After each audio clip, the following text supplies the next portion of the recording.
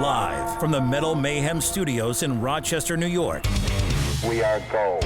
We are gold. And heard around the world by metalheads just like you. This is Metal Mayhem ROC. Heavy metal music. Your weekly dose of metal music, interviews, album reviews, news, and more. Want to be part of the show? Send us a message through our website, metalmayhemroc.com, or hit us up on Facebook and Twitter. Search Metal Mayhem ROC. It's getting nice and heavy. Now, welcome our hosts, John the Vernomatic Verno and Metal Forever Mark. It's getting very heavy up here in the Metal Mayhem Studios. We're back in the saddle. The Vernomatic with you, along with my partner in metal crime, Metal Forever Mark.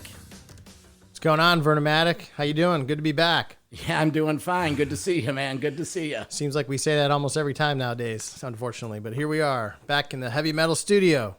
Yeah, listen, I want to thank everyone for joining us, wherever you're finding us on your favorite podcasts, Apple, iTunes, Spotify, iHeartRadio. You can find us at the freedomdigitalnetwork.com location, or go old school. Just go metalmayhemroc.com. Tonight, we're covering all the bases. Mark has a whole bunch of metal news that's up to the minute. He's been working on it all afternoon. We're going through some streaming for vengeance, some new music that is out there, and we're going to showcase. And we're going to talk about some, quote, on-the-road events, different activities that rock and rollers, metalers are doing to somehow generate music and actually get out there and perform. So all that, and we're also doing, debuting a new segment tonight called, we really haven't named it yet, but basically we had... one of our listeners contacted us through the website, and I did a little interview with him, and he's doing his own metal confessions. So that's at the end of the show. But again, I want to reintroduce Metal Forever Mark, and he's got some metal news. All right, Vernomatic. By the way, this is officially, I guess, our fourth studio. So here we are in the Metal Mayhem ROC Vernomatic size studio. So it's pretty cool. Well done, man. You got it rigged up pretty cool. So I'm liking it. Yeah, well, thank you. Now we're, it's all about making things easy for us and getting this product out to you listeners on a consistent basis. And our standards are very high. So we had to regroup. We've had a lot of help along the way, and we appreciate all the past participants in the Metal Mayhem branding. So that being said, thank you. I appreciate it. Yeah, so by the way, I see some metal around here. We'll talk about it later, but maybe we need to metal size it a little more. But so here we go. I mean, I know when we talk about doing these shows and things are not still back to normal, clearly. There's not as much metal news going on, but once again, you start trolling Brave Words and Blabbermouth, and I love it when there's things that are 30 years ago today, this album came out. It's like, okay, that's great, but we need new stuff. So first thing is, we have a Streaming for Vengeance segment, which we're going to do later, but we also had one we call it Reading for Vengeance. Looks like there's a lot of new metal books coming out. I guess we can thank KK Downing for that one, starting that trend. But Rob Halford's got one coming out. Megadeth's got one coming out. Iron Maiden is called Brave New World book. And we also have this Van Halen one, the Ted Templeman one with Greg Renoff. So, yeah, Vernomatic, I guess you've been getting into these, a little bit of reading, and I guess you do audiobooks too. So you're looking forward to some of these, and do you think this is a new trend that we're going to be seeing as we move forward here? Yeah, I think so. I think a lot of the monetary streams are drying up, so obviously some of these outfits are releasing something to get out there. But, books have been around forever. There's always the autobiography or the behind-the-scenes kind of books. And I don't really read them. I do Audible. That's a little plug for that platform, but I love them. Actually, I'm in the middle. I just started one the other day. It's the story of Metal Blade and Brian Schlegel. I think In All Heaviness is the name of it, and it's fantastic. It's hopefully, I'll reach out to his PR people. Maybe we could get him on here, and he could talk about exactly the whole story behind the whole Metal Blade, the record company from the early 80s. So that's something cool. Mark, what do you know about any of these Maiden books? And what is it, Brave New World? I believe that's the title. Like I said, I just saw it trolling the metal news. I think the Halford book's being pretty well hyped up, and I think they, Rob in the Metal God announced that shortly after KK's book came out. There's another one, I think it's by another artist called Snowy Shaw, which I saw just came out, and I think we might even have a chance to interview him, so that would be pretty cool. But no, I think it's great. I think it shows that, I guess, bands have more time on their hands, maybe more than normal, and maybe they're getting approached by more people, and they're finally, without not touring and being on the road and recording, maybe they actually have time to sit down and have these interviews to go through the material. And again, I still haven't made it all the way through KK's book. I really love it. It's just, I just haven't had as much time as I wanted, but it's just cool because you get really in depth. You go way back in history. You get things that, fans didn't know. I think those, the Van Halen books are going to be that way. So yeah, I'm into it, and maybe I need to check the audiobooks out so I can, consume the content faster, I suppose. But hey man, it's all good, and it's content, and it's stuff we didn't have too much before, so I'm into it. I was gonna recommend the audiobooks. Yes. I listen to them in the car. I don't know how much driving you're doing. Any alone driving, you put it in the car. I listen to it at night before I go to bed. It's a story, and I have the KK Downing book. Maybe I could send it to you and you could get into it, but that's what I recommend. I enjoy it. Yeah. And again, much like podcasts, right? You can consume it, at your leisure and when you're out strolling, walking, exercising in your car. So, so I think it's a cool trend, and I'm sure we're going to start seeing more and more of these coming out. And I thought it was interesting, in that manner. The next piece of news that I just caught real quick was that organization called Banger TV, which are the headbangers up there in Canada, I believe. I think they're from Toronto. They have all those different headbangers genre episodes that you find on cable. It looks like they've got another, I guess, show called Shredders of Metal, and this is the third edition. I think it's a season, and this particular one is a drum edition. So I think they've got a bunch of metal drummers, and they're going to be interviewing them. And I just saw a little kind of preview of that, and it actually looks kind of cool. So I'm just a big fan of everything those Banger TV guys are doing, and again, they took heavy deep dives into all those metal genres. So I thought that was interesting, and I guess it's good they got picked up for a third season on whatever they're doing. And then just the other thing is, I guess in the middle of everything going on, we launched our own Metal Mayhem ROC Twitter handle. I think we're just trying to get everything more consistent because we got numerous platforms. But so hopefully fans of our show can start following that. And that's kind of the news we got for the moment, and the rest kind of dovetail into some of the other segments we got. Yeah, tonight. To expand on the new Metal Mayhem ROC Twitter handle, we also have updated the metalmayhemroc.com website.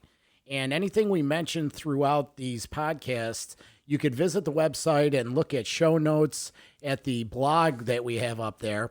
And hey, do us a favor, fill out the email list, and you'll get on our email list for upcoming shows, the podcast shows.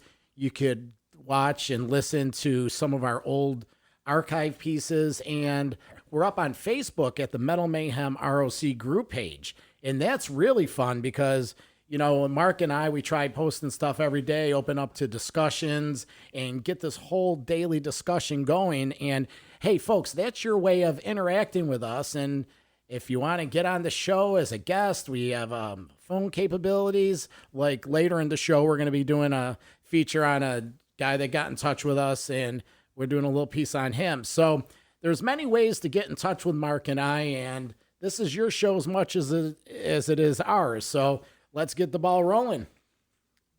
So next segment is something that we like to call On the Road. Clubs, sheds, arenas, stadiums. This is On the Road, your compass for live metal concerts.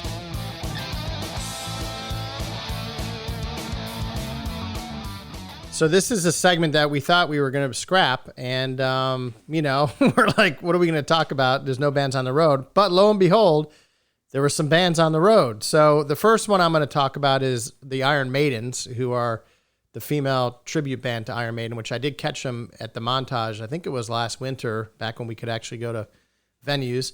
I'm just a huge fan of this band. I love them. They're kick-ass in every way. Everything from both guitarists to the singer. They charged for the show. I was going to invest in, I think it was only like $5, so that was cool. I didn't do it yet, but I think to find the replay, you have to still pay for the ticket. So for me, I'm all about it. I think it's cool. I'm going to check it out. And it was nice to see that, hey, they're out there trying to at least, raise a little bit of revenue for themselves when they clearly are off the road when they would probably be doing a lot of shows. So did you catch that or not? Or did you see? No, well, I saw the, what was it, on Blabbermouth or? Yeah, probably. I saw the post on it. On a sidebar, not necessarily a metal band, but the band Dirty Honey, last weekend, they had a sponsored streaming event too up in Los Angeles at the Viper Room. And they did the same thing. It was a streaming thing. They had a video production crew there, and it was a pretty big ordeal. And, I guess the model is these bands are trying to generate something, keeping their brand out there because, hey, folks, it's tough out there. As much as we miss going and interacting, going to the shows, they miss the same thing going back at us. So, yeah. And it's interesting, and not to get too off topic, but in this same vein, I came across another kind of online streaming platform, which, again, it wasn't a metal band that was on this platform. I'm going to learn a little bit more about it, but it was a full interactive type of performance where they had the main camera on the main band, and they had cameras on each of the individual band members, and then they had a whole interactive like chat room where fans could chat live and shout out at other fans during the show. And I think even at different parts, like some of the artists like took a break and got off stage and they interacted with the fans and that took questions. So it looks really cool and it looks like really immersive. And I'm sure we're going to see more and more of this kind of online stuff, evolve here. So I'm looking forward to checking out the Iron Maidens one for sure. But in addition to that, some bands did actually play live shows. And so the first one that I'll mention is, and she's going to do it again, I guess, in August the 1st, Doro played a live show in Germany to a parking lot. It was a drive-in concert. And when you watch the clips on YouTube, it's like you can see people hanging out of their sunroofs. They're hanging out on the side of their cars. It looks really weird, though, when she's singing because you look out in the crowd and there's a whole bunch of, vehicles. And reminds me of that Stephen King movie, Christine, the killer car? Oh, yeah, Christine. Yeah, so I wonder, it'd be interesting to get Doro's opinion on how that was, but it looked like from a whole social distancing thing, it looked pretty cool. Did you see that or see any of the clips? Or no, I just I read about it. I didn't see any of there's some good footage. It's looks like pro footage on YouTube. So the show side, I mean, if you didn't see the audience, you would never know, it was like that. But then we had two other bands that performed, and the first was Great White. I think it was not Jack Russell's Great White because I think he made it clear that it wasn't him. Yeah, it was the Mark Kendall Great White version. They played a show in North Dakota. I think they got some scrutiny because they just did a good old-fashioned normal show. And with COVID-19 and coronavirus floating around, I think they got some attack on it. I did not see any footage, so I have no idea, but I do know they played a live show. So did you see anything about that or hear? I didn't see anything, but I heard about it. 200 people, and hey, they offered them the cash. They came in, and the band took advantage of it, and God bless them. They got to work too. They got families to feed and bills to pay. Yeah, and it's so and then so that's tough because I feel like they got a lot of scrutiny, and then I don't know if they had since offered an apology for doing a show like that without any kind of COVID-19 protocols, but then also just this last weekend, Dokken played two shows. They played one show in Virginia, and then they played another show, I think, in Arkansas. There was a lot of YouTube footage out there. And again, some people, there's some scrutiny, no social distancing, didn't look like people were wearing masks and all that. And to me, I would think the venues would be doing more to promote, that type of thing. But regardless, again, Dokken showed up, they performed. Chris McCarville was there and a different drummer. And then they had the third guitar player that normally doesn't play with them. But anyway, Don, there's some criticism because, his performance wasn't as great as it had been. Like we had them back here in 2017 and 2019. And I went back and looked at some of those YouTube videos and Don definitely was, way more energy and singing better. He's had that crazy surgery. His hands, he basically had lost control of his hand. Traveling through, worried about all this coronavirus stuff. So, to me, it was good to see him perform, but, I know it was a little tough on him. And I think maybe just shows you the surgery was really rough on him, maybe. Now, I did see part of that concert, and what you're saying is correct. Donnie's having a little tough time out there. And, hey, the guy's in his mid-60s. He's battled cancer. It's one of those things when you're not out performing, you're almost out of performance shape, if you will. So fact is they're able to get out there and play, and maybe it's one of those things, maybe it's better that he didn't. But so a few of these shows are going on. Anything else going on? By the way, the guitar player was Reb Beach. He stepped in, and John Levin normally played. Ira Black has played in the band, and then, of course, George Lynch. But they were going to do some reunion shows last year, and So anyway, I think it was good that they were out there. So I don't know. I mean, they were 4 bands that were playing live stuff, and I don't know who's going to do what, or in the wake of all that, if there's going to be more negative fan fallout, or if they're not going to be able to find enough venues that are going to play live shows. So at least it was encouraging. There was some new metal out there on the road. So. Yeah. And Rob Beach used to be the guitarist of Winger. Correct. Reb Beach. Yes. Reb Beach. Yeah. And he was also, I'm pretty sure we can double fact check this, but I think he was the guitarist on Dokken's Erase the Slate. Okay. Which was one of their heaviest albums they've ever put out. And it was in the middle of kind of a string of maybe not so great albums. So, I was a really big fan of that particular CD, Erase the Slate. Well, you came up with a great term. Speaking of heavy. What's new? What's fresh? Now, streaming for vengeance. Vernomatic, do you want to go first, or do you want me to go first on this one? I'll go first, but just want to say that when we try to introduce new music here, we try to, do something old, do something new, do something in between. So we have 3 cuts tonight, and there's a band from Colorado. They just released their 5th album. The band is Havok, and they've been around for a while. They're young, but they're thrash, and I've seen them a couple times. A couple years ago, they opened for Megadeth on the Dystopia tour. I saw them up in Niagara Falls, and first time I ever really heard the band or saw them, and I really liked it. And then they came to town and they opened for Anthrax last time around when Anthrax was in town. So here's a track from their new album, and I'm just going to give it a little bit of a listen and tell me what you think.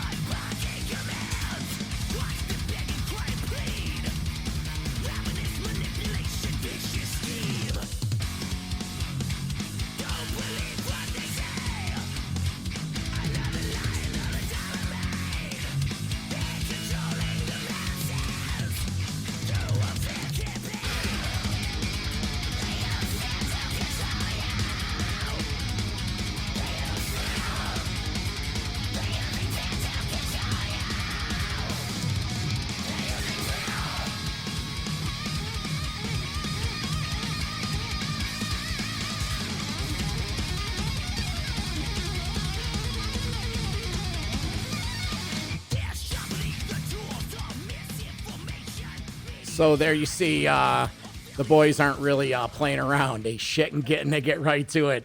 So it's a 4-piece band from Colorado. Like I said, they've just released in May their 5th album called Havok 5, and power metal. I've been digging it. I was always looking for something new, and I went and found it, and I'm digging it. So I wanted to share it with your folks. Mark, your take? Yeah, man. So I actually saw that band a whole bunch of times because they were on the road with Primal Fear. Last time Primal Fear came here, might have been, could be 4 or 5 years ago now. But I caught them like 2-3 different nights. They kind of had that old Kill 'Em All Metallica vibe going. Like that's kind of how they perform. And I've never really checked out too much of their studio stuff, but hearing that one, I think I'm interested. So I'm gonna give that one a listen too. So yeah, no, it was kick ass. I mean, there's no doubt. They do have a touch of Metallica, and especially there's a few tracks on here that reminds you of the And Justice for All period of Metallica. So it's a young band. They're kicking ass, and I suggest you get out there. So the next couple cuts Mark came around with. Mark, what do you got here?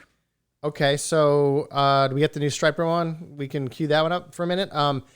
So Stryper's coming out with a new album. Michael Sweet has been really active on social media, in particular on Twitter, talking about how heavy this one is and how it's one of the best ones they've done in a long time, thanks to quarantine, I suppose. They released a new track. I think the new album's coming out next couple of months, and let's give it a listen and see what you think. This is cool that we can do this, by the way. I love it. Yep.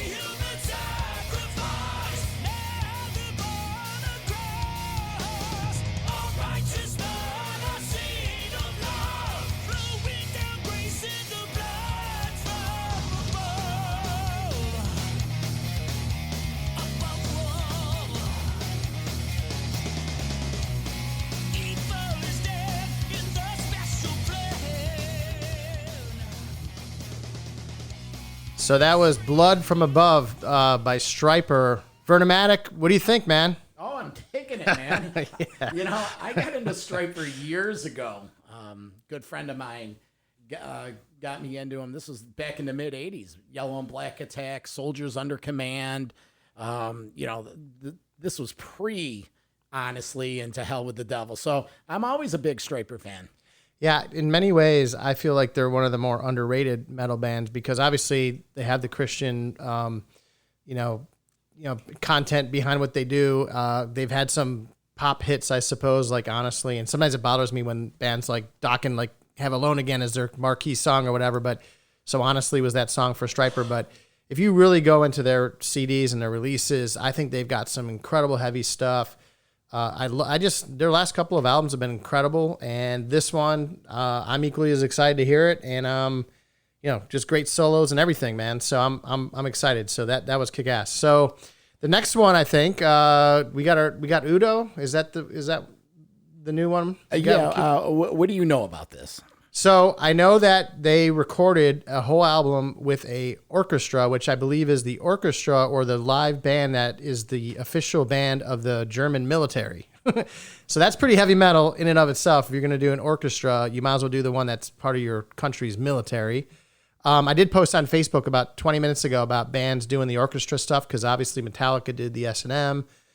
Scorpions did one. I think a whole bunch of other bands have. Demo Borger, I think. You want to cue it up, and I guess we'll talk about it. But I've only listened to it once. It's growing on me, and there's definitely some classic Udo in there. But he's with an orchestra, so we'll let you hear it.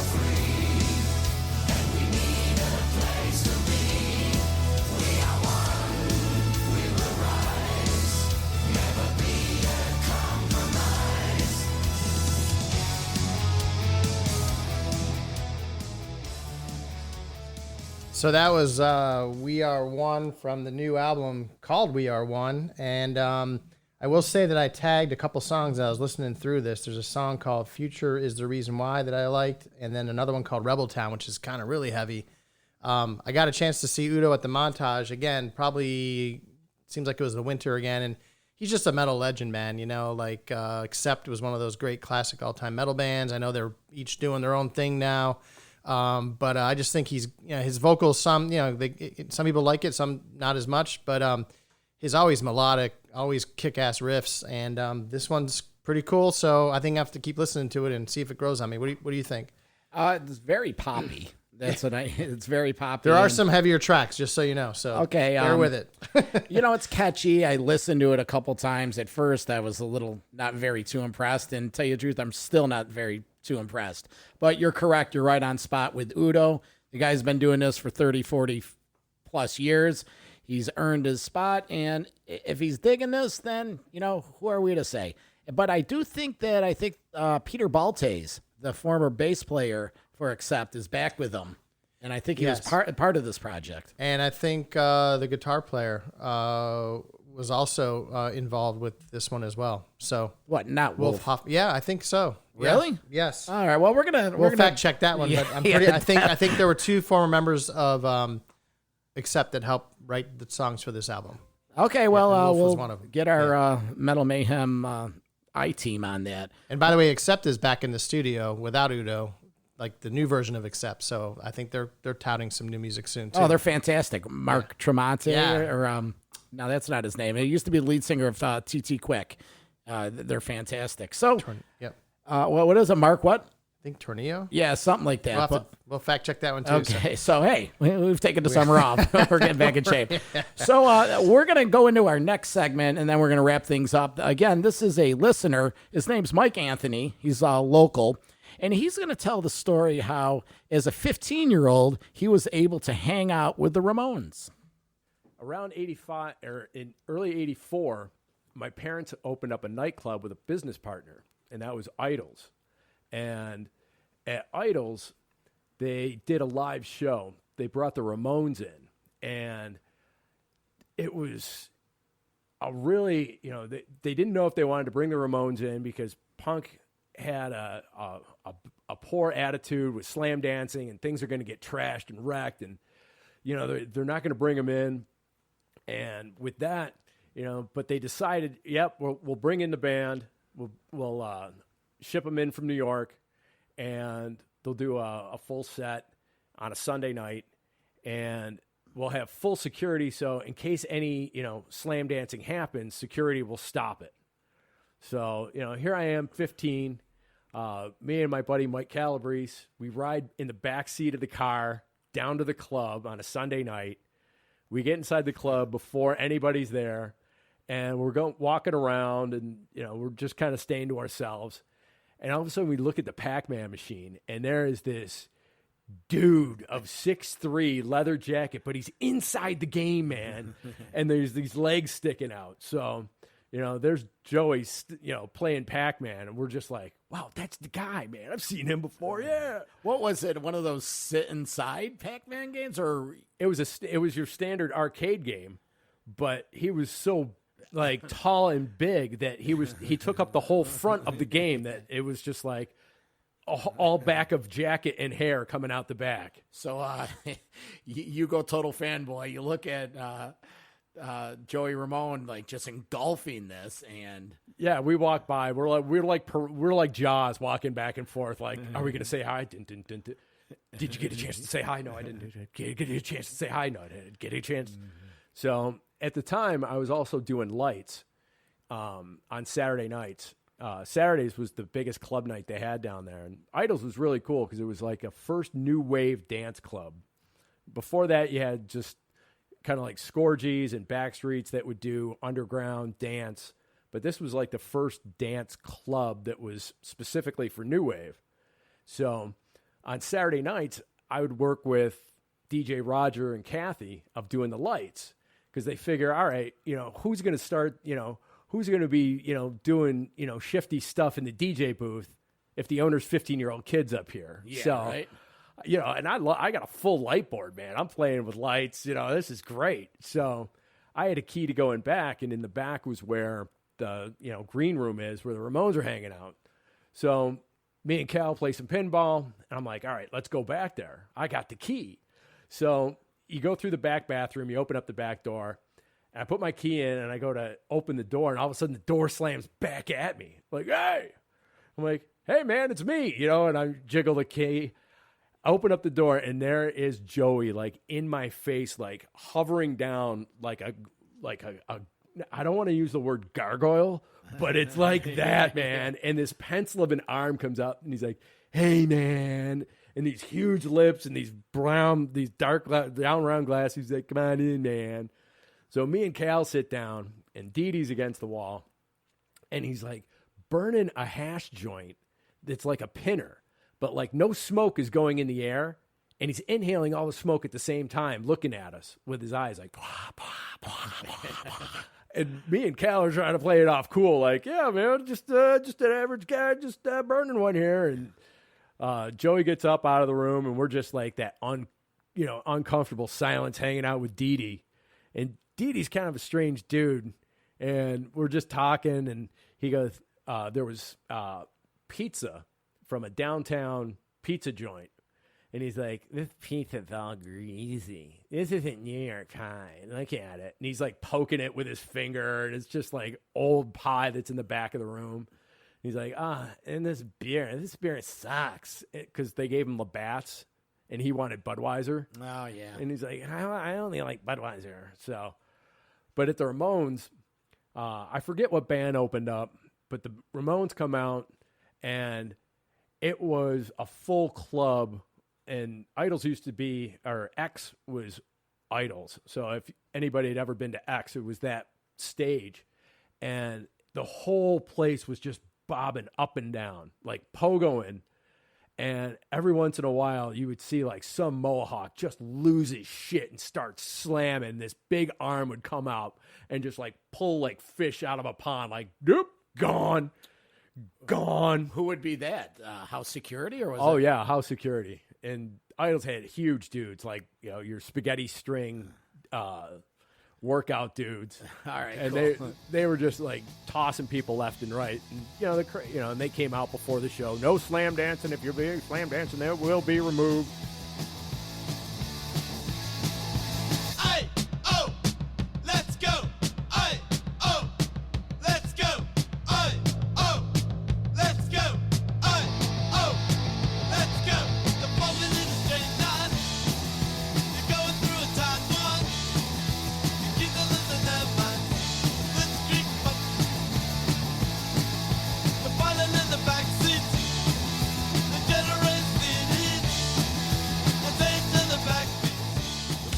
This edition of Metal Mayhem ROC is brought to you by Mr. V's Street Style Vending and Special Events Catering. Visit our lunch cart in the Collegetown District at Strong Memorial Hospital, or hit up the late night weekend location at the corner of Monroe Avenue and South Goodman. Look us up at mrvsvending.com for catering, pricing, and availability. That's Mr. V's Street Style Vending and Special Events Catering. Now, back to Metal Mayhem ROC.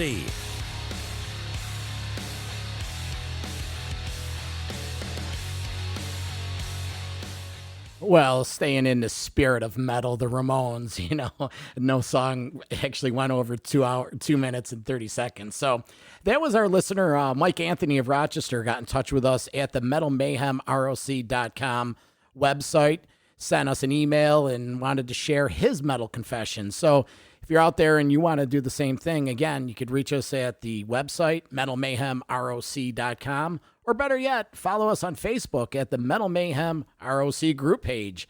We usually post stuff every day. We talk metal and just, song of the day, what you're binging on, stuff like that. And then again, Twitter at Metal Mayhem ROC. So that's what we got going on.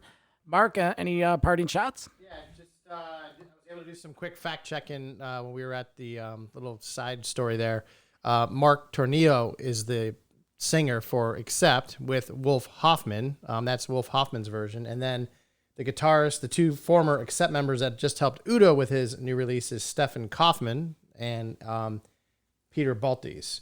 So that's some quick fact check there. And so that's it. Oh, one other, if we can sneak one in, because, it's our show. We can do whatever we want, I guess. Yeah, what do you got? This is another fact check, I suppose. So this is a couple shows back. We were talking about the Legacy of the Beast tour that happened last year.